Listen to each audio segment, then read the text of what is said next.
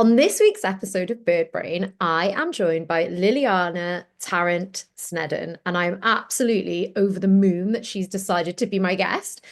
Being a podcast host is a strange place to sit because a lot of the time you're basically begging your friends to help you out. Liliana is not a friend until today.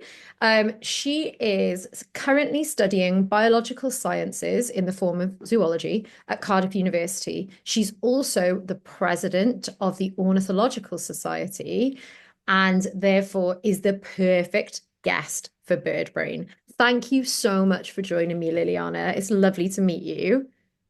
It's lovely to meet you as well, and thank you so much for inviting me on today. It's very exciting. Oh, you're very welcome. I think it would be a really lovely starting place if you could give our listeners a little bit of an introduction to what exactly it means to be the president of the Cardiff University Ornithological Society. Well, I guess it sounds a lot more formal and grand than it actually is. So, running a society is a lot of admin and kind of Yeah. social media advertising and organizing events and working out how people can get places by public transport. And that's the less glamorous side of things. But then it's also really nice because it's a way of sharing my passion for birds and ornithology with lots of different people. And it's always really lovely when you've got somebody that comes along to an event who doesn't really know much about birds, and then by the end they're like, oh yeah, this is quite cool. Which is kind of the position I was in at the start of university as well. So it's always nice to kind of see someone going through that experience too. What sort of things do you think hook people in if they didn't realize they had an interest? What do you think is making the difference?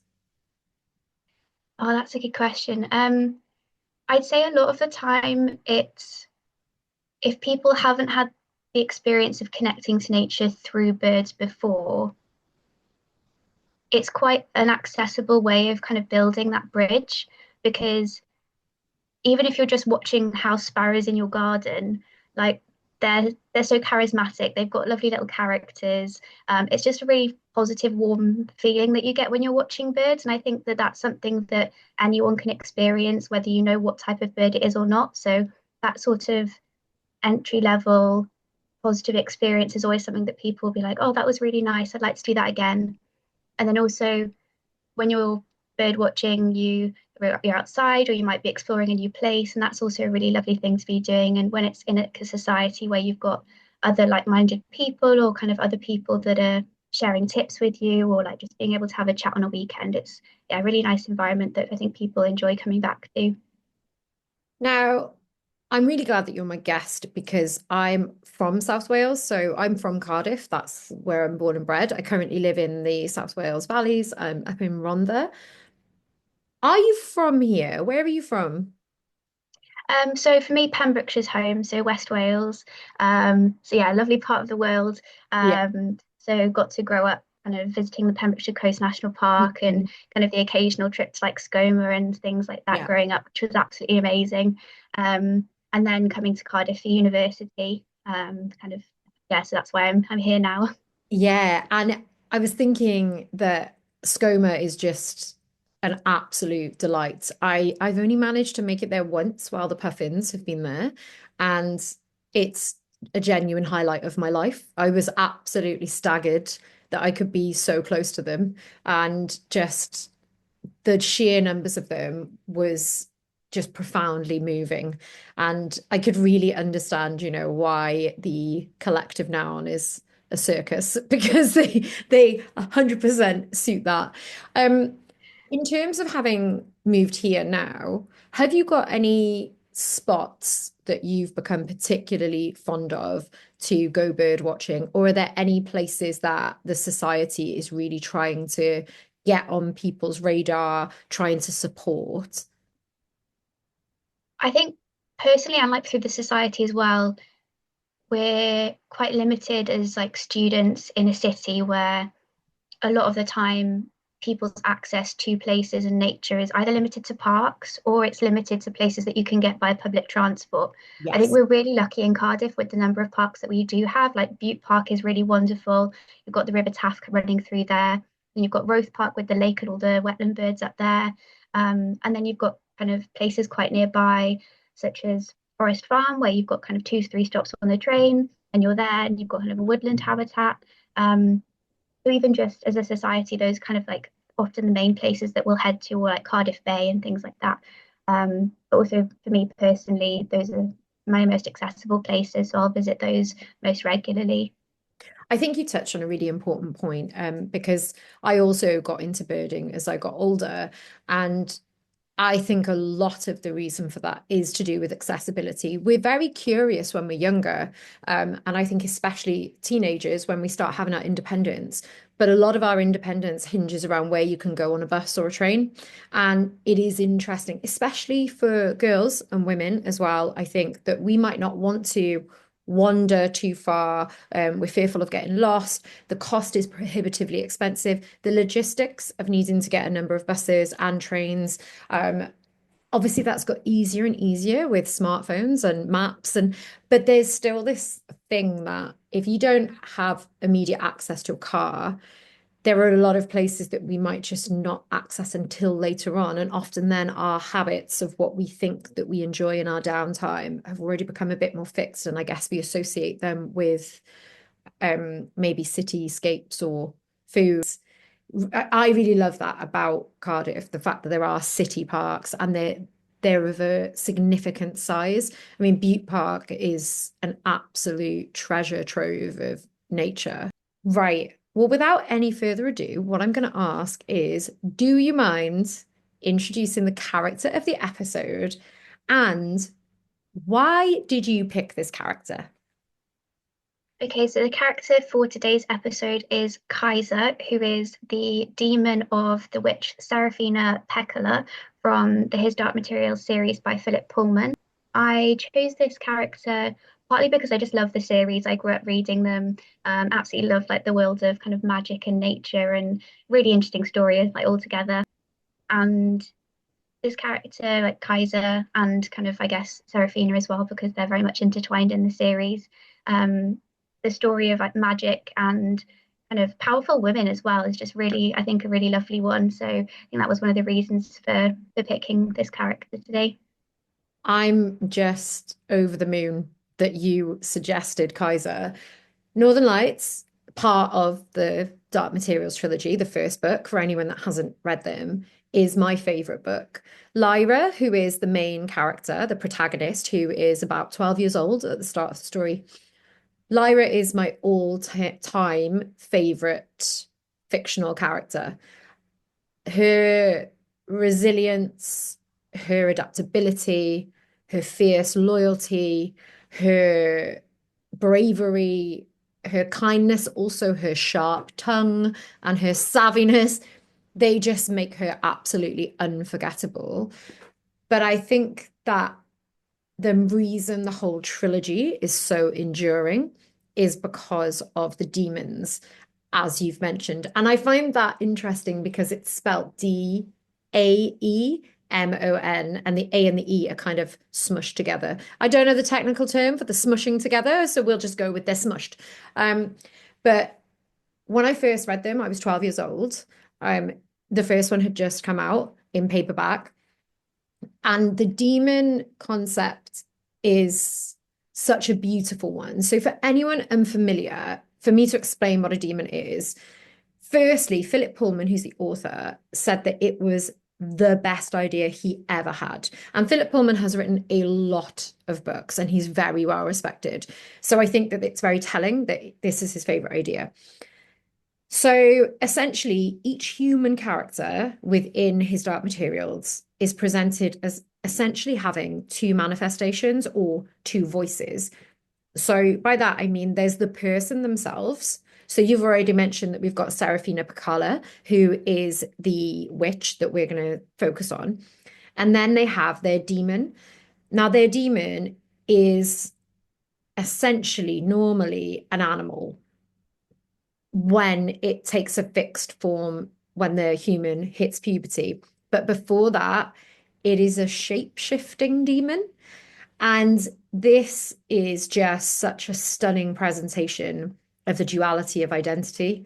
We're basically able to watch a mind that's in continuous dialogue with itself. There's two vertices of experience being presented. We're literally watching characters essentially talk to themselves because they're talking to their demon. So they're processing out loud. And, as someone that has ADHD, that massively appeals to me because I am always processing out loud. So it was really nice that there were these characters that were sort of bouncing ideas but off themselves. And it's just absolutely beautiful. I also really like the little touch that a demon is usually opposite in gender to its human counterpart.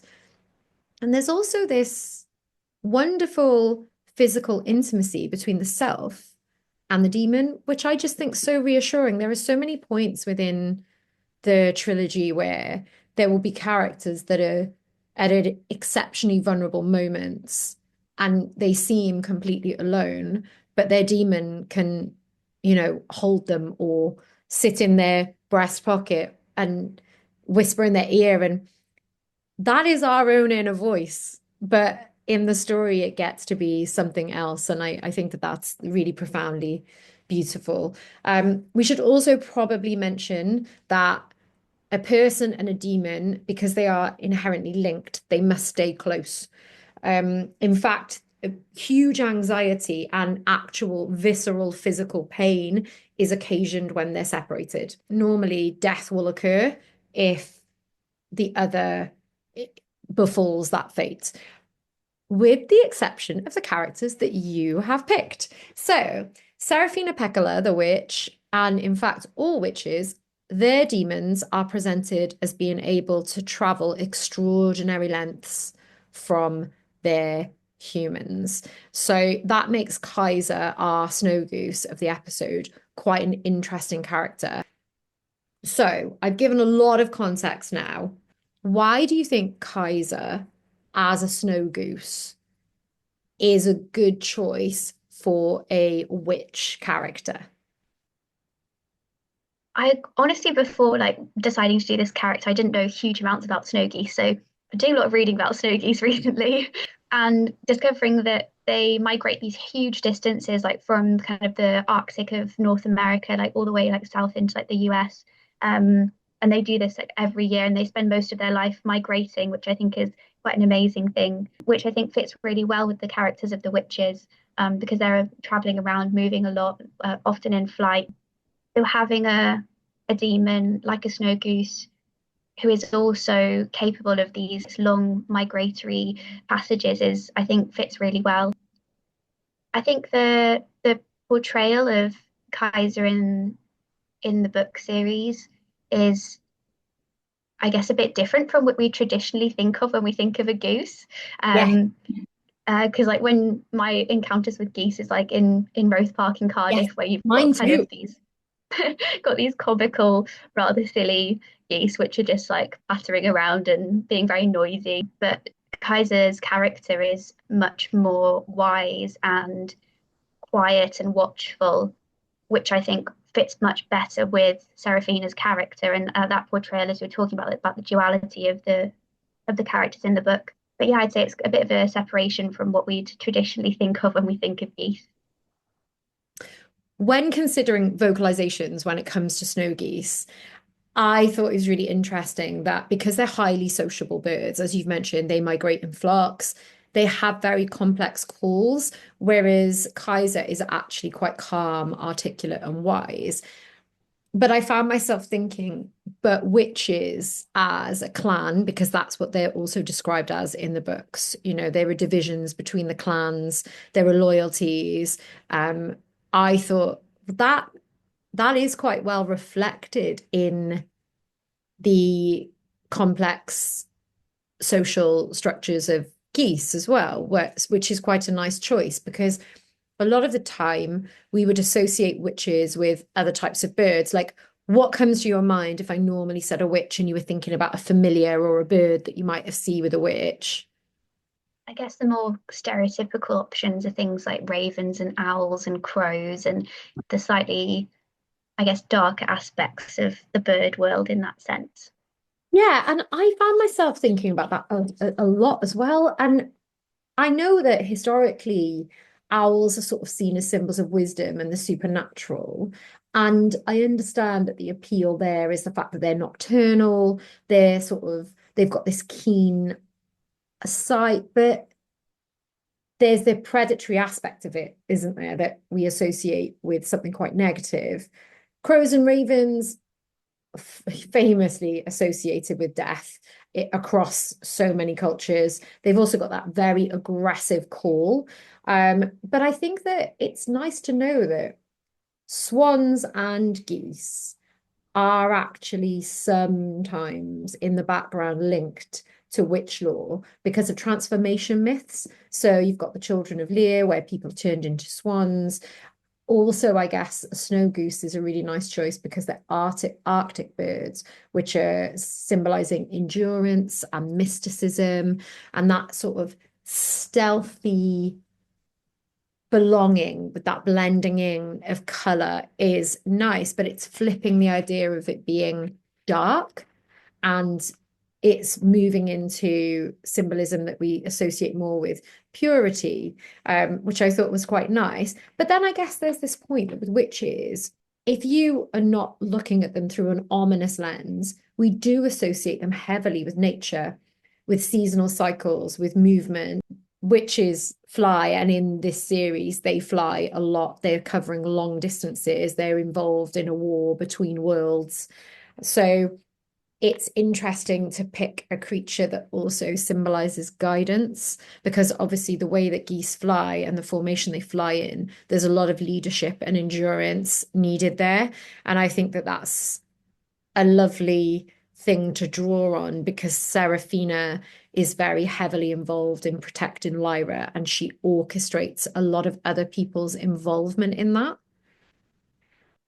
Is there anything that you think makes a goose a strange choice for a witch? And would have you picked something else? So we might not have gone for the obvious. We might not have gone for ravens or owls either. But is there something else you might have gone for?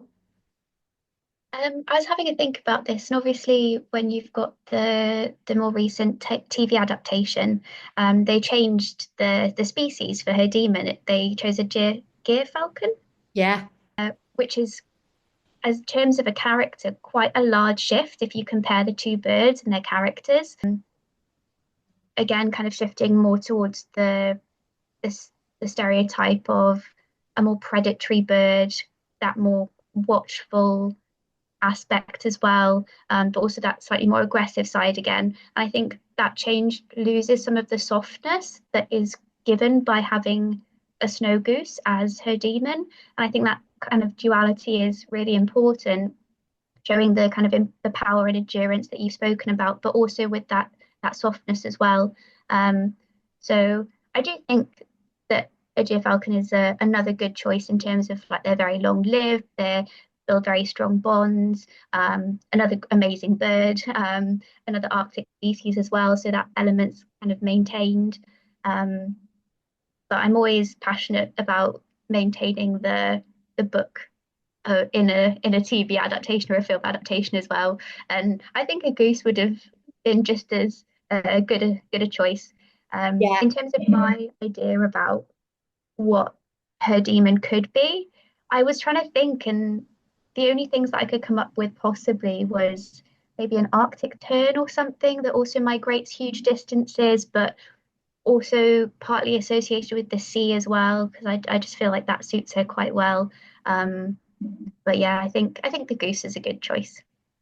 Yeah, I like the goose. I found myself thinking, I'm glad that he went with that. And but then I'm biased because I've seen Philip Pullman talk a number of times. He signed all of my books, and this is probably about as nerdy as I get, how much I love the universe that Philip Pullman has created. So I don't think I can find myself daring to consider that he could have picked something else. I'm like, oh no, no, this was the perfect choice. This is great. Carry on, Phil. Important question here. Do you like geese? And on the likability scale, how high would you put them out of 10? So I'd say that likability is quite high just in terms of their character. I visited Slimbridge for the first time last weekend, so that was quite amazing seeing those massive flocks of kind of grey lag and Canada geese. So that was really wonderful. And that was my first sort of experience of seeing such large groups in flight as well. That was really magical to see, actually. The noise is less magical, but the Yeah. sight is very magical. Thinking about Kaiser specifically, do you have a favorite moment? When they're coming to rescue Lyra from Bolvanger, and Yeah. Kaisa comes and helps her to set all of the severed demons free.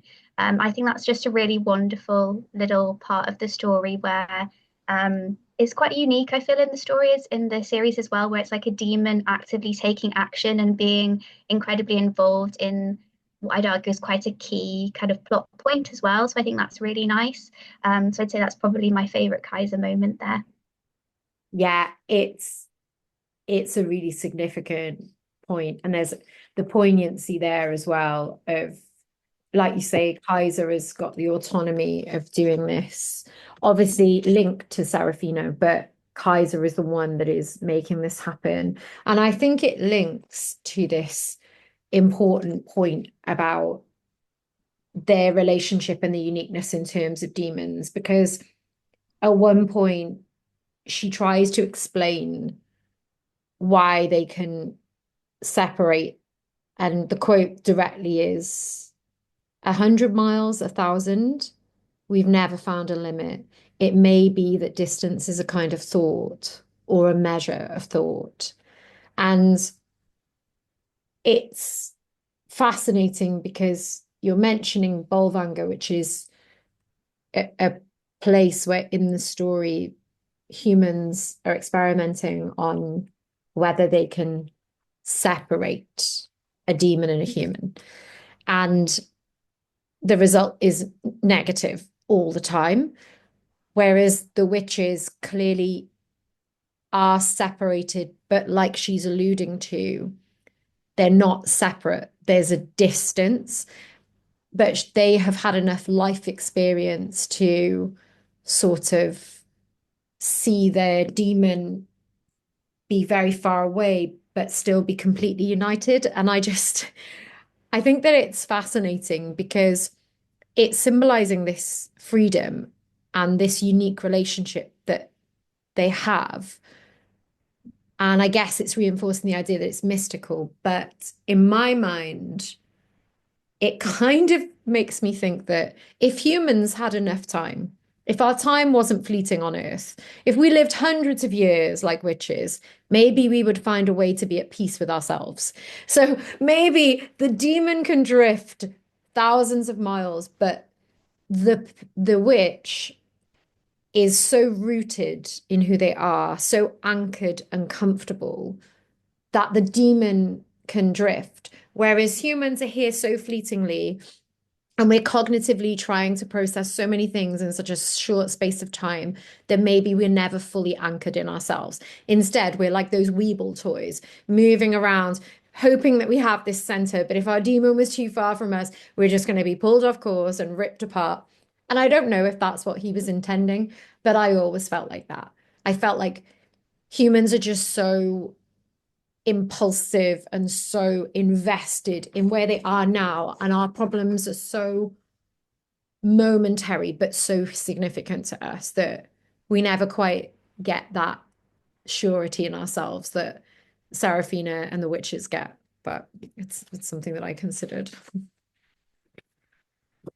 In terms of geese, have you got anything interesting to share about geese that you think that people might not know, or you think that they should know, or anything about snow geese? I think an interesting thing about snow geese is that you have two morphs of them. So that'll be when it's still the same species, but you'll have two different color variations, or sometimes more, depending on the species.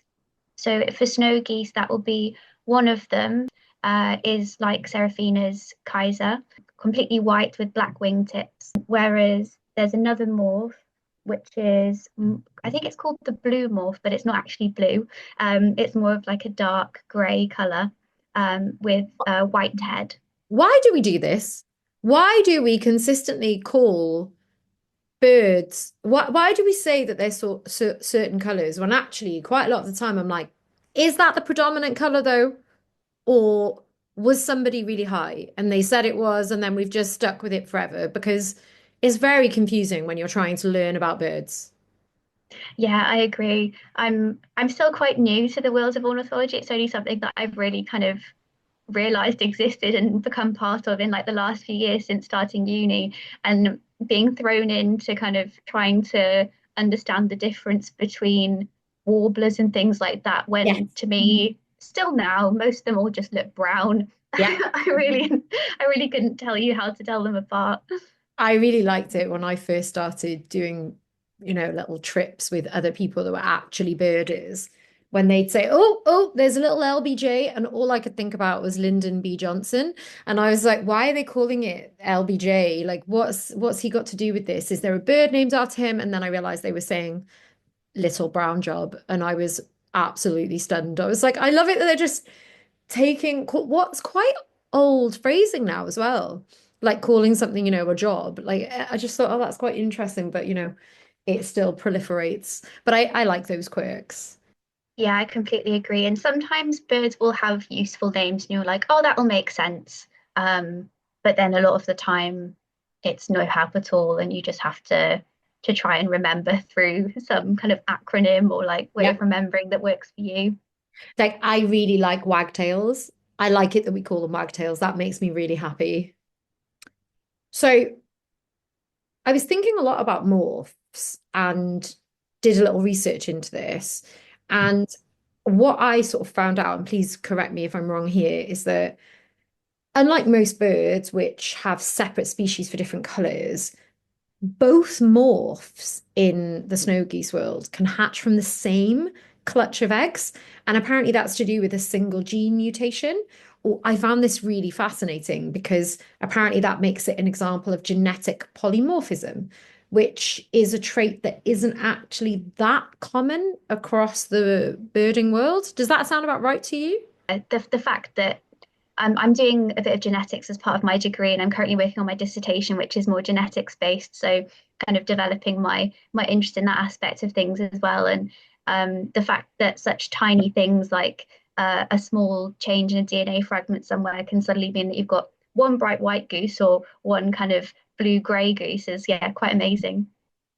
What is the topic for your dissertation? So sadly, it's not bird related, That's but but it's about looking at the population genetics for Malaysian and common palm civets from Borneo. okay. So a civet is really hard to describe if you don't know what it is. I And don't know what it is. the best description I've come up with, it's kind of a combination of a mongoose and a cat, but also they're just very strange looking looking creatures, to be honest. They sound Um, excellent though. yeah. So I'm looking at the genetics of those in like a small population. There must Yeah, be a that's reason you picked that. So, what was the hook?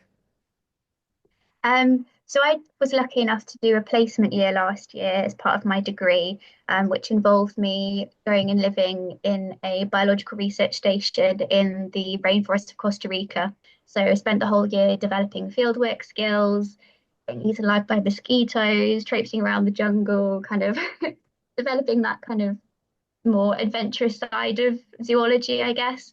And then coming to making a decision about a dissertation, I really wanted to explore the lab-based side, because I think conservation genetics as a topic, so making sure that while we're trying to conserve a species or reintroduce it somewhere or stop populations from declining, making sure that you maintain genetic diversity is so important so that the species can continue to be healthy. Because as soon as you start losing that, then the species is more likely to continue declining and become extinct, for example. Honestly, I'm exceptionally jealous of this trip. I just wish I had done that, or that it's coming down the pipeline, and maybe it will. So, what was a standout moment for you about your time in Costa Rica? I mean, I'm sure there are a lot, but what are the ones that really, you know, take you back in time.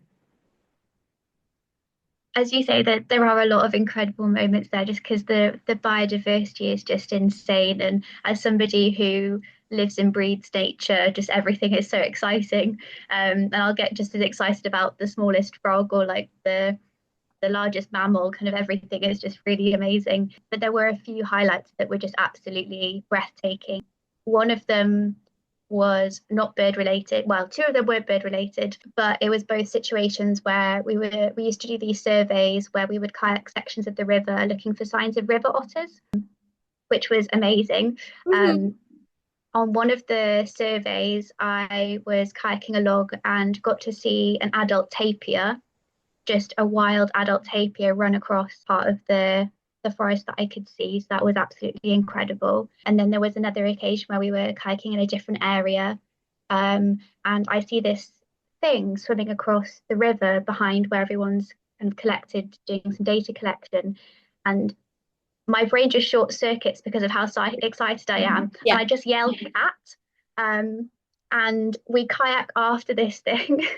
um, and it's on the bank when we get over there. It's a wild puma standing on the bank of the river, probably 3, 4 meters away from the kayak that I'm in. And it's standing there looking at us. It almost makes eye contact with each of us that are in the group. And then it kind of is like, oh, quite curious. What are these things? And then it decides, no, not particularly interested, saunters off into the jungle. It was one of those moments where you're just completely blown away because if you weren't looking in the right place at the right time, you Yeah. wouldn't have seen it. And then for it to still be there and just have that moment of connection with it was just beyond incredible. But I think you're touching on something that is universally felt when people are in nature. It's this humbling realization that it's always alongside us. Like you mentioned, if you hadn't looked that way, none of you would have known. It's absolutely fascinating how many things live alongside us so silently, so unobtrusively. We almost can't imagine it because obviously humans have done so much to stake a claim, to take up space, to be noticed. And then, a puma is not an insignificantly sized creature. It's obviously not one of the biggest cats, but it is not it is not tiny by any means. And yet it could be so close to you and almost go unnoticed. And I think when you do notice something and then it notices you, and there is this quiet acceptance of we're just bumbling along beside each other, but complete unknowns. I just think it's so powerful in the grounding that that brings you in our place in the world. I spent some time in the Amazon, and my favorite moment was probably exceptionally cheesy. And I think a lot of nature lovers would not be that excited about this, but I saw a capybara and it was on the side. So we were on, a little boat, like a very small boat, just six of us drifting down, and we're looking at the birds and just watching the water's edge. And then I saw it just in a little clearing. It just come to get some water, and it sat back on its haunches, exceptionally still, looked at us. Everyone's got the camera out, and I was just looking at it, and I hadn't seen one before. So there's obviously quite a lot of capybaras in captivity in various places here, but I hadn't actually seen one. And I couldn't get over the scale of it. I know that they're the world's largest rodent, and I'm a big rodent lover. Like I've had pet rats, I'm a big fan. Um, and it was there, and I was just so excited. And then I think my favorite thing about it was that, the same as the puma, it looked at us, and it's obviously it's a prey animal, so it had that momentary, oh, and then it decided to bolt. And when it bolted, all I could think about was it was so loud and fast and it moved like a pig. I was like, it's moving like a pig. It's not like a rodent at all. It's like a big, hairy pig. Um, and I love that wonder, the silliness that it brought out and the excitement. And I also was really moved by the fact that we went out in the night. So our guide took us out. So we stayed along the edges of the river, and our guide took us out into the river. And obviously, like most people can imagine, the darkness is unreal in places like that where you don't have the light pollution the same and the stars are divine and you just think that there's no ill in the world, right? And then as we're drifting down, I think we're there just looking at the stars and stuff, and the guide's got his little head torch on, but the rest of us are sort of stood there sat there in the dark, and then along the edges of the river, he draws our attention. He's like, "Can you see all these tiny points of light?" And we're looking at the tiny points of light, and we're like, "Oh yeah, look! Oh, it's almost like stars have come to ground." And he's like, "Yeah, they're the eyes of spiders." And I was like, "Oh no, oh no!" But it was that moment of I am a very girly girl sometimes. I'm like, "Oh, don't put my fingers in mud." And no, I really don't like creepy crawlies.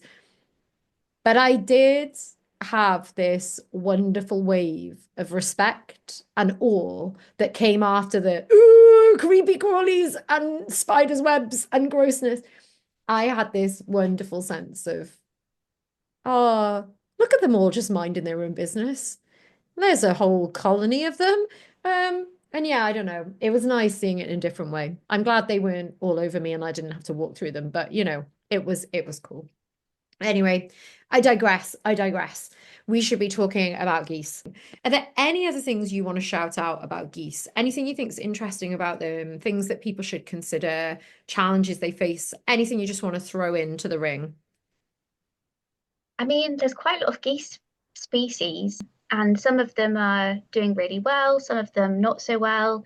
I'd hope quite a known thing now that a lot of our nature is in trouble for various reasons. Loss of habitat being a big one for many things, or loss of food sources, or changes to the climate is another big one that's affecting different species. Luckily, though, the snow goose is doing very well. It's least concerned by the IUCN, who kind of label how endangered different species are, if you're not familiar with that organization. And yeah, they're doing quite well, which is always great to hear a success story.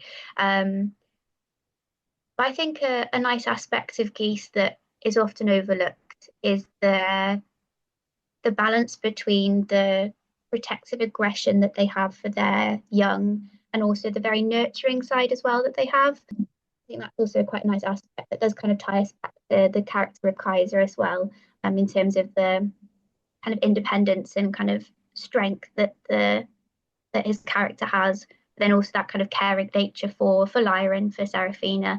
I think that is a theme that's also then used in folklore and mythology. These do show up in many different cultures and mythologies and stories, kind of from all over the world, and obviously different species will be kind of the inspiration for that. But I think it's often quite an unassuming bird that people will overlook because it's kind of loud or clumsy or kind of not super delicate and pretty colors or something. But yeah, it's also very special in their own way. Yeah, I really enjoyed looking at the National Folklore Collection. So, if you've never heard of that, the NFC is one of the largest folklore archives in the world. It has a phenomenal collection of Irish folklore. Now, my dad's family are Irish, so I have a bias here where I find Irish folklore quite interesting. And I went in and thought, right, let's not go down the rabbit hole. Let's just focus on geese. And I found myself in the cures section. So obviously, we know, and I think this links quite nicely to witches as well. A lot of people have taken from nature, seen it in a transactional way and tried to weave into our lives things from nature that we can benefit from. So I was like, right, what cures have been associated with geese? And, I really, really giggled at this one. So essentially, geese pop up a number of times. So there's simple things like goose grease being used as an ointment for arthritis. Um, you know, not really a big deal. If you think about it, I can understand also some logic there, the idea of a joint being stiff and grease being, something soft, fine. But then one of my absolute favorites, where I just think the logic completely falls down, is that they would sometimes take a goose, like a live goose, and place its bill directly into the mouth of a sick person. And again, I am trying to imagine the wrangling you must be doing with a goose to be putting its bill in the mouth of a sick person, mostly a child. And also, I'm sure the child was probably just terrified out of their illness. And basically, the idea was you needed the breath of the goose, hence it had to be alive. So you had to put its bill in the mouth and get it to breathe. It would cure oral thrush. I also thought it was really interesting that they're heavily associated with weather divination, which also makes sense. I think that it's the William Blake poem, isn't it? And I don't know how you pronounce this actually. Is it Auguries of Innocence? Where they talk about birds being messengers. In fact, birds are closely linked in biblical texts to heaven, and obviously we've got the dove, and there's all sorts of associations with birds. But I really liked this example that in weather divination, geese specifically are watched in parts of Ireland. So in Donegal, a fisherman would see if a goose stuck its neck in the air and then beat its wings on its chest, they wouldn't go to sea that day because they would think that there was a fear of high winds. In County Mayo, the height they flew at was indicative of how the weather would play out. So, for example, if they saw geese flying nice and high, they would assume that it was good weather. If they saw them flying low, they would associate that with rain. I really appreciated those little snippets of interpretation. That moves us over to Egypt as well. And in ancient Egypt mythology, the goose was considered a sacred bird, associated with the goddess Isis, who was the goddess of motherhood, fertility, also magic. So the goose was believed to symbolize the soul of the deceased, and it was often depicted in tomb paintings and even associated with the god Jeb, I want to say, who was believed to be the god of earth and the patron god of farmers. I think it's interesting how many things throughout different cultures we associate with fertility. The goose is popping up there in Egyptian folklore as a symbol of fertility as well. But I thought they were all quite nice examples. And I like the fact that, the humble goose was there being depicted in tombs because often we're again associating those quite flashy birds of prey or very delicate birds that maybe people imagine that they have some sort of control over, their delicacy is appealing. Whereas a goose is neither delicate nor is it impressively predatory. So yeah, I like that it's made those appearances. I think another one of my favorite appearances of geese in poetry is Mary Oliver's poem Wild Geese. Oh, absolutely love that one. It's a beautiful, beautiful poem. I don't think I know it. Oh, it's absolutely stunning. I have the book. I could go and get the poem Yes. Do you if want you to do a wanted. reading for me? I'd love I that. could do. Yes. Thank you. Wild Geese by Mary Oliver. You do not have to be good. You do not have to walk on your knees for 100 miles through the desert repenting. You only have to let the soft animal of your body love what it loves. Tell me about despair, yours, and I will tell you mine. Meanwhile, the world goes on. Meanwhile, the sun and the clear pebbles of the rain are moving across the landscapes, over the prairies and the deep trees, the mountains and the rivers. Meanwhile, the wild geese, high in the clear blue air, are heading home again. Whoever you are, no matter how lonely, the world offers itself to your imagination, calls to you like the wild geese, harsh and exciting, over and over announcing your place in the family of things. Oh, it's beautiful. And it's so apt in its use here. I wonder if Philip Pullman was considering this when he chose the geese, because that poem captures the essence of the relationship between Serafina and Kaisa so beautifully. And there's a wholeness, isn't there? There's the idea of how can you be whole within your own time? How can you bring yourself back to yourself? Oh, it's beautiful. Thank you so much for sharing that. That's okay. It's one that I've loved for quite a while. Yeah. In terms of you, are there any projects that you're part of, any research you're doing, any initiatives you've been involved in that you want people to know more about? Like maybe specifically for people in South Wales, but just more generally, anything that you think people should be aware of or you'd like to shout from the rooftops about? Well, I'm a somebody who loves to be busy, so I'm involved in many things.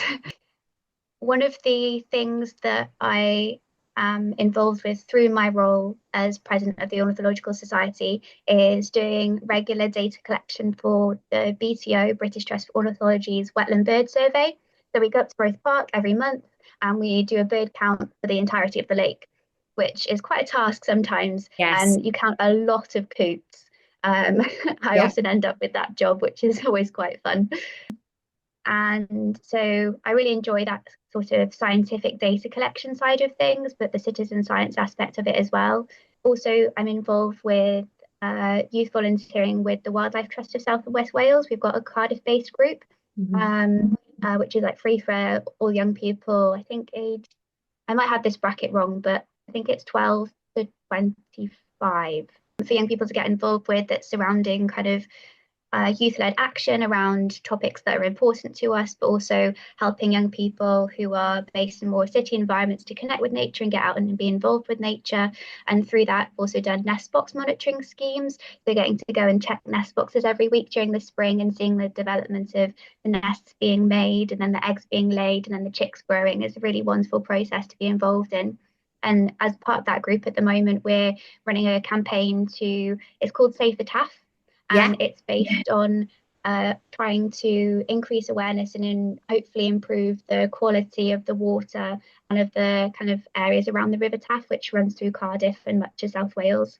And through that, I got to attend the March for Clean Water November last year, and I was lucky enough to speak on the activist stage there about like my connection to rivers and kind of bringing perspective of like a young person from Wales and getting to speak on that kind of platform in London was really amazing. So yeah, a couple of things I'm really passionate about. And I honestly just say that for anybody that is even not sure if they're wanting to connect with nature, just having that little bit of time and finding a way that works for you, whether that's through stories, through watching documentaries like David Attenborough, whether that's going for a walk or spending 5 minutes with a cup of tea watching your garden, just anything like that I find so important because I'm hugely passionate about nature protection, conservation, needing to do things to help with the biodiversity and climate crisis. But people won't want to connect with those things or take any action if they don't feel like it's got anything to do with them. And I Yeah. feel like people's connection to nature has been so lost. I think it's such it's a vital thing for people, like Yeah. outside of any like activist side of things. So I Yeah. think like building that connection is just so important, and it also like there's all the mental health benefits as well to connecting with nature and being outdoors. There's like physiological benefits to just breathing the air around trees, like just Yeah. little things like that are just so incredible. So I'm just a huge advocate for people getting involved in nature in whatever way works for them. Yeah. And I think that that point about whatever works for them, that's the big thing, isn't it? It's about people realizing they can give themselves permission to find a way that works for them. Some people are forest people, some people are mountain people, some people are beach people, but nature is all around you wherever you are. You don't have to want to sit in a bird hide. You might just want to be somebody that watches the diving birds at a lake. You might be somebody that enjoys the birds that are scurrying at the shoreline, as the tide comes in and out. You might be someone like me that really, really enjoys the screeching of seagulls and really likes the fact that they might steal your chips. Like you can find your own way, but it's giving yourself permission to do so. And once you do, I think you do unlock that protective part of yourself that wants to be part of that fabric of nature rather than just part of our very human desires. And I think, as somebody that had grown up loving things like the faraway tree as a kid, that's also very heavily linked to, the tree and the characters that live in the tree and the enchanted forest. This series was profoundly important to me because it also looks at nature inclusively. Because by having a creature be part of every human identity, it shows the absolute interconnectedness of it all. And I think that it's why it's been such an enduring source of beauty to me, because it doesn't ask us to leave that part, compartmentalize that part. It's honoring the fact that we are one, and it's just a arbitrary, abstract thing to think that we're not. So yeah, I really enjoyed that. I'm so glad that you picked Kaisa for me. Thank you so much for bringing this conversation to me. I've been so excited for somebody to want to do his dark materials. I'm really glad that it was you. Is there anything else that you want to cover at all? Um, I do want to give a little shout out to both the Ornithological Society Mhm. and also the British Trust for Ornithology. So one of my first experiences of like going to a more birding event was the Welsh Ornithological Society conference, which is held in Okay. Aberystwyth every year. Yeah, Um, and that was like my first experience of having stalls that were all about birds and like talks that were all about birds. And it was a really welcoming environment to come into. So yeah, that was a really wonderful experience to have as like a young person, like entering into the world of birding. But then also the BTO as well. So I've been involved with like some of the surveys that they run for a while now. But recently I've also taken up a role as one of their new youth representatives. And congratulations. thank you so much. It was yeah, a really wonderful opportunity that I'm so glad to now be part of. Um, and hopefully I'll be running some events in like the coming months, like based in around Cardiff and maybe also in Pembrokeshire as well. So look out for those if they hope will hopefully start happening. Um, but they do so much work, especially in recent years, with young people as well. Um, I was lucky enough to attend one of their young leadership courses, which is not anything to do with birds, but happened to be up at Spurn Bird Observatory up near Yeah. Hull. And that was also like I'd only just started getting interested in birding, and I was surrounded by all these incredible species that I'd never even heard of before. Trying to understand wader ID for the first Yeah. time was oh very confusing. Got a little bit better since then. But just meeting other young people through this program has been really wonderful because everyone's so welcoming and really wants to share their knowledge and information, like top tips and tricks, and like whether it's about photography or lovely places to go. Um, and through the BTO youth, like there's lots of initiatives like their equipment donation scheme. I want to give a massive shout out to. Wow. So if you are a young person, again, I might get this age bracket wrong, under 24, no, sorry, under 21, might need to check on that. You can apply to receive free equipment from the BTO. So if you are a young person who is thinking about getting involved with birding and would really love to have a pair of binoculars or a scope or an ID guide, but they're obviously quite pricey things that can sometimes really like be a barrier for people to Yes. access birding. They have this amazing scheme where you could just fill in a short online application saying who you are and why you want the equipment, and they'll send you some equipment. So my binoculars are from their scheme, and I've been to Costa Rica. They've been all over with me. Yeah, so that was an incredible thing that just allowed me to kind of access this whole new world because being able to see a bird through a pair of binoculars is quite a different experience, and it just opens up so Absolutely. many more opportunities as well. So big shout out to their equipment scheme, which I don't think gets enough kind of sharing around for young people. No, I've never heard of that. I think that's a really wonderful thing to shout out. And, hopefully you might find yourself at Bird Fair. Have you ever been to Global Bird Fair? I know of its existence, and I'm really hoping to go this year.